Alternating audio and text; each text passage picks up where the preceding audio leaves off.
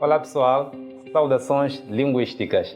Neste vídeo nós vamos explicar para vocês as atividades desempenhadas por um revisor linguístico e as atividades desempenhadas por um revisor científico.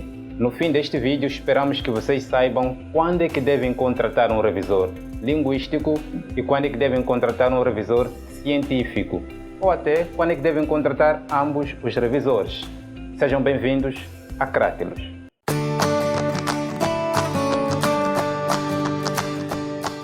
Então, pessoal, nós destacamos aqui para vocês 4 aspectos ou 4 funções que vão distinguir as atividades de um revisor linguístico, assim como as atividades de um revisor científico. E no final do vídeo vocês vão ter mais ou menos a noção de quando é que devem contratar cada um desses revisores. Começando pelo revisor linguístico. Então, 4 aspectos e vamos começar por este revisor linguístico. O primeiro aspecto, a primeira responsabilidade de um revisor linguístico é de harmonizar a ortografia do texto de acordo com o acordo ortográfico vigente no território ou no país em que aquele texto será veiculado. No caso da língua portuguesa, em 1990, os países falantes de língua portuguesa eles já assinaram e ratificaram um acordo ortográfico, um acordo, quer dizer, uma norma que dita a forma comum como esses países deverão escrever certas palavras. Isso tem como objetivo, digamos, harmonizar, padronizar essa escrita ortográfica. O que acontece é que de 1990 para cá houve reformas desse acordo ortográfico, houve atualizações, de tal maneira que hoje há certas palavras que são escritas de uma forma em Portugal, escritas de uma forma em Brasil, e que são escritas de forma diferente em Moçambique, Angola ou em todos os países de Palopes. Só a título de alguns exemplos, enquanto hoje em Portugal e Brasil é opcional escrever acadêmico com acento agudo ou com acento circunflexo, escrever gêmeo ou gênero com acento agudo ou circunflexo. Em Moçambique ainda é obrigatório escrever-se essas palavras apenas com acento agudo. Outro dado tem que ver com as consoantes mudas ou as consoantes surdas, aquelas que aparecem lá na escrita, mas que ao nível da fala ou da audição, elas não existem. É o caso do C, por exemplo. Enquanto nós em Moçambique ainda é obrigatório escrevermos eletrônico com C, facto com C, batista com P, ator com C, a reforma ortográfica que já é vigente ou é válida em Portugal e Brasil hoje já elimina essas consoantes mudas. Eles já não escrevem eletrônico ou facto com essas consoantes, eles já eliminaram.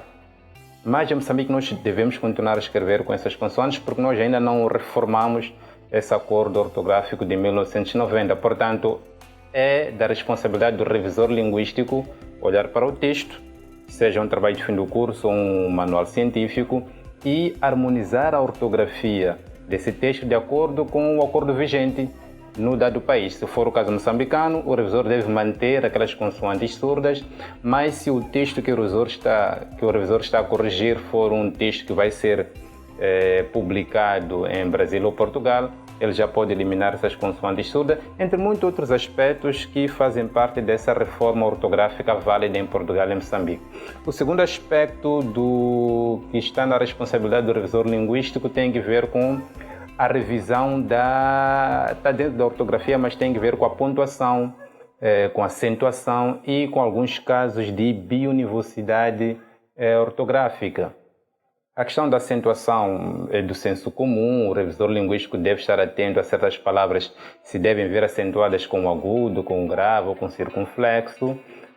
Quanto à pontuação, o revisor deve estar atento até que ponto este texto respeita as regras de pausa, da colocação da vírgula, da colocação do ponto e vírgula, o travessão, meia risca, etc.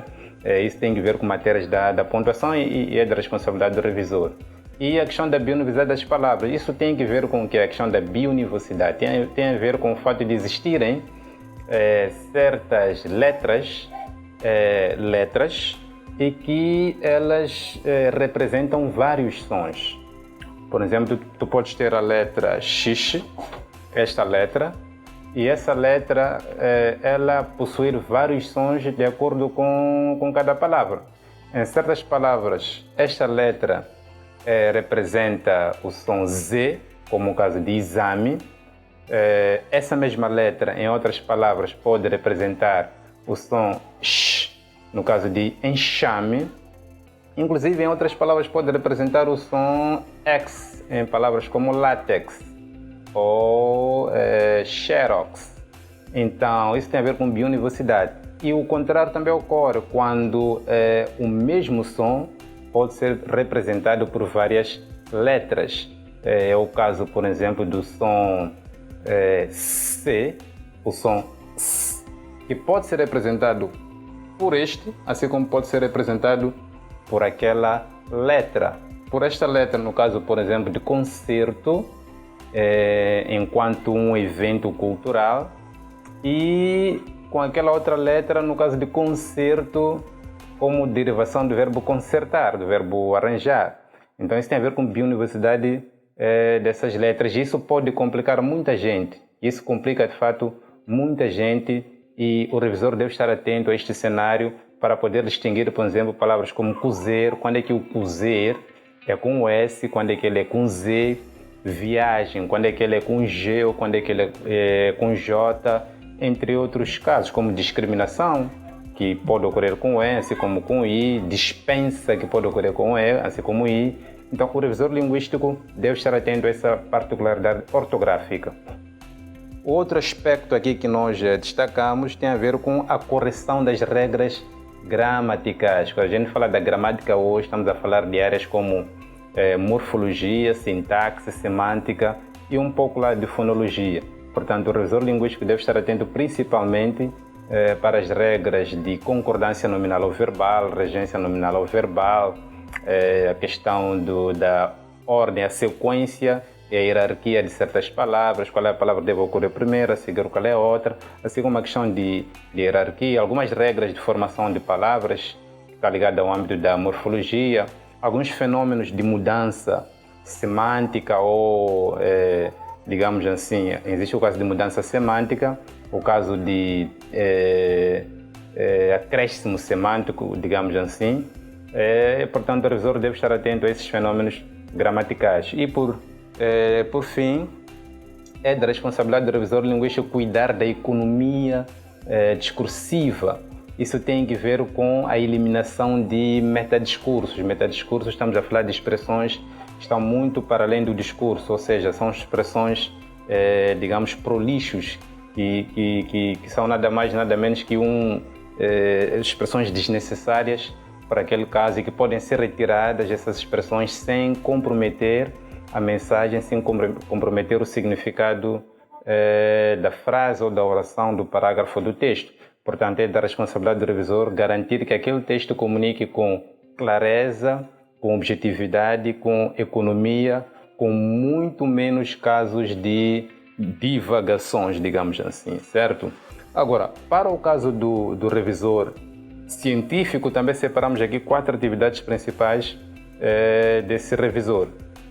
A primeira atividade tem que ver com a harmonização e a formatação do texto segundo a norma de formatação vigente. O que isso significa? O revisor científico não está preocupado com questões gramaticais, questões ortográficas, questões linguísticas. O revisor científico está preocupado com aqueles aspectos que garantem a cientificidade do texto, começando exatamente pela formatação daquele texto. A formatação envolve, por exemplo, a questão das margens superior, inferior, esquerda ou direita, há regras que orientam nesse sentido. O revisor científico está preocupado ainda na formatação com o tipo de letra, a fonte, o tamanho dos títulos, subtítulos, o título primário, secundário, terciário. Há regras que orientam cada um desses títulos em termos de tamanho e da fonte. Inclusive em termos de estar a negrito, estar a itálico, etc. A numeração do texto faz parte também da formatação, cuidar também dos parágrafos. Se os parágrafos devem ter sempre uma entrada no início do parágrafo, uma entrada à direita, ou devem estar de forma linear sem nenhuma entrada. Isso tem a ver com formatação do próprio texto. Inclusive, quais são as partes que vão compor aquele texto, no caso de trabalho de fim do curso. Quais são os elementos pretextuais, quais são os conteúdos que devem estar lá, os elementos textuais, os elementos pós-textuais, quais são os conteúdos que devem estar lá. O revisor linguístico tem a responsabilidade de acautelar esses aspectos. De seguida, faz parte também da responsabilidade do revisor científico cuidar das regras de citação e referenciação. E nós falamos nos vídeos anteriores sobre as várias formas de citação, direta e indireta ou citação da citação. Então, o revisor científico ele pode avaliar até que ponto aquele texto obedece de fato às regras de citação, seja citação direta, citação indireta, citação da citação, e a referenciação, seja em forma de notas de rodapé ou seja em forma de lista bibliográfica. O revisor científico pode olhar para a lista de referências bibliográficas e ver se aquela lista, as informações estão lá completas, o apelido, o autor, o ano, o título, a edição, a editora, o local de publicação, o país. E há ordens diferentes. Há aquela ordem que dita que o ano vai para o fim, e há aquela outra que dita que o ano vai para o junto do nome do autor, e o revisor científico deve harmonizar isso de acordo com a norma vigente. E essa norma pode ser um manual APA, pode ser uma norma específica de cada instituição universitária. De seguida, também faz parte do papel do revisor científico rever uma coisa muito importante, que é a metodologia adotada e aplicada naquele texto científico. Portanto, em relação à metodologia, também é sim da responsabilidade de um revisor científico avaliar até que ponto aquele texto obedeceu às regras ou selecionou uma metodologia correta, de acordo com o assunto tratado no texto, de acordo com a natureza daquela pesquisa. Quanto à abordagem, será que a metodologia adotada deve ser quantitativa, deve ser qualitativa? A questão da recolha de dados, será que os participantes que foram selecionados, o número da amostra selecionada, será que ela é suficiente ou não? Quer dizer, a questão da população, a questão do local de estudo, um instrumento de recolha de dados que vai ser adotado, será uma entrevista, um questionário, um inquérito, entre outros instrumentos que existem. Quer dizer, então, na questão da metodologia, o revisor pode também avaliar, pode corrigir e ajustar melhor todo o processo todo o processo metodológico de acordo com a natureza da pesquisa. E as pessoas podem perguntar, mas já no caso de trabalhos de fim do curso, essa questão metodológica não é acautelada pelo supervisor do estudante? Claro, o supervisor está ali para orientar o estudante, está ali para mostrar-lhe o melhor caminho, a melhor metodologia que ele pode selecionar. E nisto pode ainda o estudante, se porventura apresentar alguma lacuna, recorrer a um revisor científico, mas a recorrência a um revisor científico é muito mais recomendada no caso de manuais científicos ou de livros científicos que não podem ser publicados sem passar por um revisor linguístico numa primeira instância, e também sem passar por um revisor científico para olhar até que ponto aquela pesquisa ela é segura, ela digamos, é rigorosa do ponto de vista metodológico. E por fim, também a função de um revisor científico adaptar a linguagem do texto de tal maneira que aquela linguagem carregue uma natureza mais científica, quer dizer, há regras na construção de uma linguagem científica. Por exemplo, não se podem usar verbos tão generalistas como disse, o autor X disse que, ou quer dizer, o dizer é muito generalista, e o revisor científico, a linguagem científica exige que esse tipo de verbos sejam mais específicos, ou afirmou, ou declarou, revelou, coisas dessa natureza. Portanto, a linguagem científica também pode ser adaptada, inclusive de acordo com o dialeto daquela área científica. Nós sabemos que cada área científica ela possui um dialeto específico. A área da medicina ela tem dialeto específico, a área da engenharia tem dialeto específico, a área das letras também ela possui um dialeto específico. Isso faz parte também do exercício de revisão científica. Portanto, pessoal, estes são 4 das atividades, 4 aspectos que vão distinguir a função, a responsabilidade de um revisor linguístico diante de um texto, assim como a responsabilidade de um revisor científico diante de um determinado texto. E cabe a vocês concluírem com quais desses revisores vocês exatamente precisam trabalhar nos vossos textos. Então, pessoal, esperamos que este vídeo tenha sido de grande utilidade para vocês. Para qualquer dúvida, entrem em contato pelas nossas redes sociais, apresentem vossas dúvidas. Nós despedimos-nos por aqui. Um forte abraço, até a próxima.